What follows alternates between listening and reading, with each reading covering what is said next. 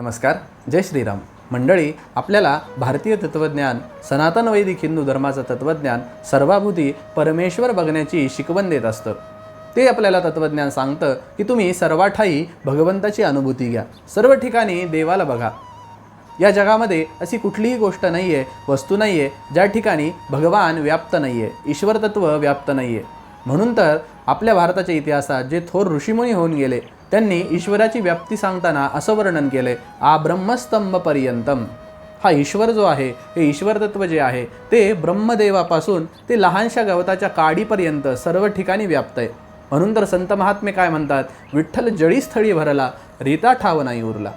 ईश्वर तत्व जळीस्थळी काष्ठी पाशानी सगळ्या ठिकाणी व्याप्त त्या ठिकाणी आहे. मग असं जर असेल तर मला सांगा, भगवंताचं दर्शन घ्यायला, देवाचं दर्शन घ्यायला आपल्याला देवळात जायची काय गरज आहे हो? एखादा म्हणेल, मी सगळ्या ठिकाणी जर देव बघतो तर मला देवळात दर्शनाला जायची काय गरज आहे, मी घरीच माझ्या देवाची अनुभूती त्या ठिकाणी घेईल. याच्यावर उत्तर जर द्यायचं झालं, उदाहरण देतो. लाकडं जी असतात, या लाकडामध्ये गुप्त रूपाने अग्नी विराजमान असतो. मग आपण जर असं केलं, चुलीवर एखादं भांडं पाणी तापवण्यासाठी ठेवलं आणि त्या चुलीमध्ये नुसती लाकडं घातली, ती प्रज्वलित केली नाहीत, तर ते पाणी तापेल का हो? मग मला सांगा, गुप्त रूपाने जर अग्नी विराजमान लाकडामध्ये आहे तर पाणी का तापू नये? तर याचं कारण असं आहे, अग्नी हा गुप्त रूपाने त्या काष्ठात विराजमान आहे, पण ज्यावेळी त्या अग्नीचा आपल्याला उपयोग करून घ्यायचा आहे त्यावेळी तो विशेष रूपाने प्रज्वलित केल्यानंतर त्या अग्नीचा आपल्याला उपयोग होतो, तो अग्नी आपल्या कामाला येतो. मग असंच देवाचं आहे. देव हा सगळ्या ठिकाणी व्याप्त आहे, ईश्वर तत्व सगळ्या ठिकाणी भरून राहिलेलं आहे.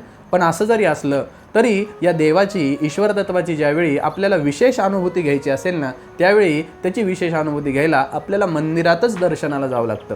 कारण या मंदिरामध्ये, देवाच्या मूर्तीमध्ये विशेष रूपाने ईश्वर तत्व त्या ठिकाणी असतं, ईश्वर तत्वाचं प्राकट्य तिथे झालेलं असतं. आणि यामुळेच त्या ठिकाणी जाऊन आपण ईश्वर तत्वाची विशेष अनुभूती घेऊ शकतो. आणि हेच कारण मंदिरात दर्शनाला जाण्याचं त्या ठिकाणी आहे. धन्यवाद. शुभम भवतु.